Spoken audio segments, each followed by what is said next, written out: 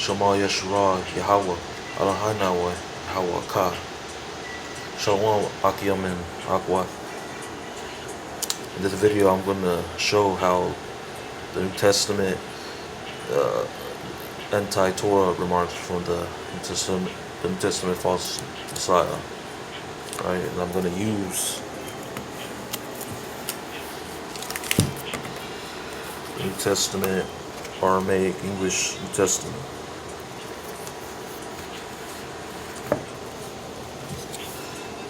I'm going to show 2 chapters from the book of Luke. Alright, this is Luke chapter 9 and verse 24. For whosoever desires to make his soul live will destroy it, but whosoever destroys his soul for my sake, this one it will make live. Now, what does this benefit for us? To make our soul life, right? To bring forth life by following this false Messiah like that. If we got the Torah, right? Now let me read this. Let me read it in the book of Deuteronomy.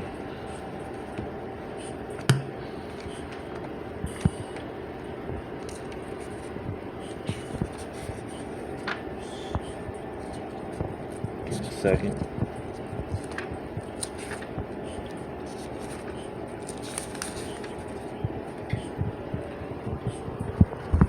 Alright, and I'm going to use the Korean Tanakh. The Torah, the prophets, and the writings. The book of Deuteronomy, chapter 30, verse, I believe it's verse 15. It says, "See, I have set before thee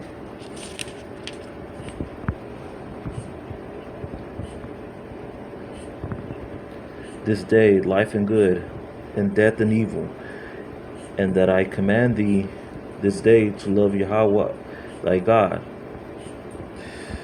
to walk in his ways and keep his commandments and his statutes and his judgments. Then thou shalt live and multiply.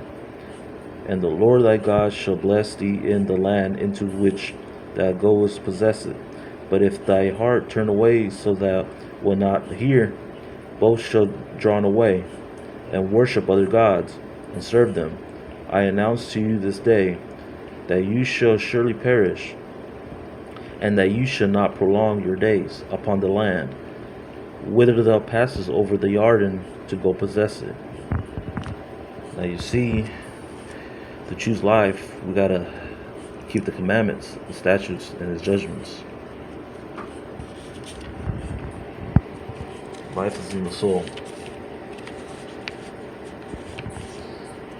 Alright. Now let's go to the book of Psalms, chapter 19.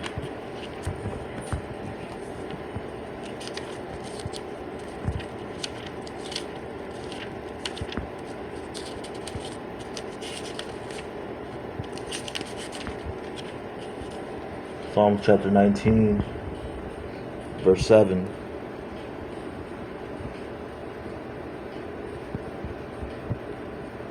Verse 8. So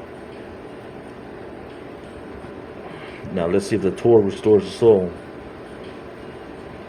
The Torah of the Lord is perfect, restoring the soul, and the testimony of the Lord is sure, making wise the simple. The statutes of the Lord are right, rejoicing the heart.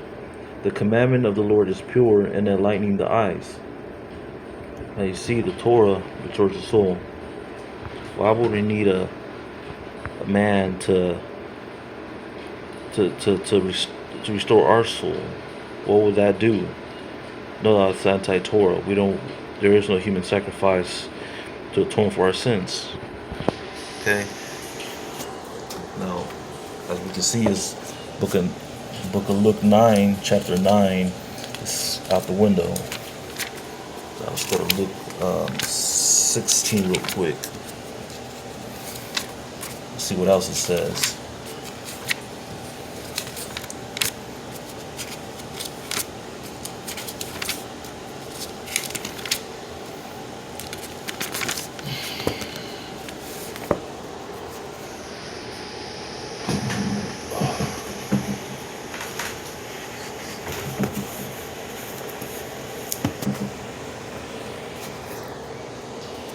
Okay, this is Book of Luke, chapter.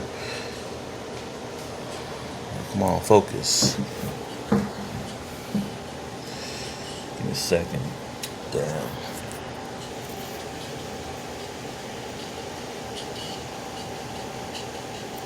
Alright, this is Book of Luke, chapter 16, verse 9. And I also say to you, make for yourselves friends from this wealth of iniquity, that when it is consumed, they may receive you into their everlasting shelters. He who is faithful in a little also is faithful in much. He who is unjust in a little is also unjust in much. Therefore, if you do not remain faithful in the wealth of iniquity, then truly who will believe in you?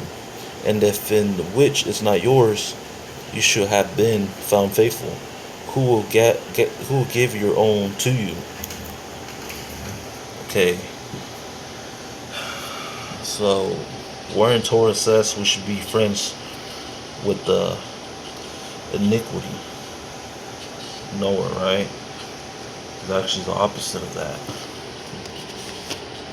Let's get Book of Proverbs, chapter 4, verse 14.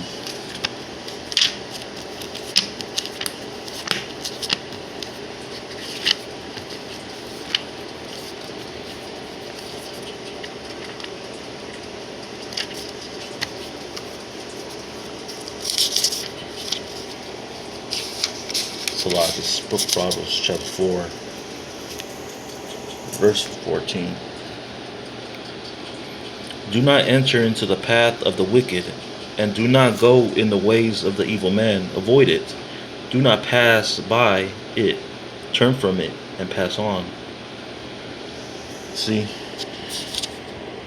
Let's get a Psalms 141 real quick.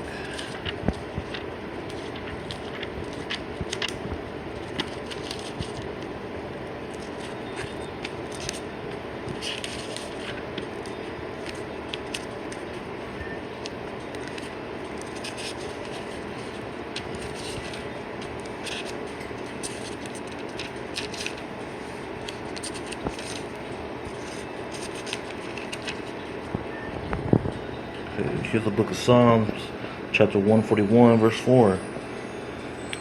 Incline not my heart to any evil thing, to practice wicked deeds with men who work iniquity. Let me not eat up their dainties. Now there you have it. Baruch Hashem, Yahweh Ka.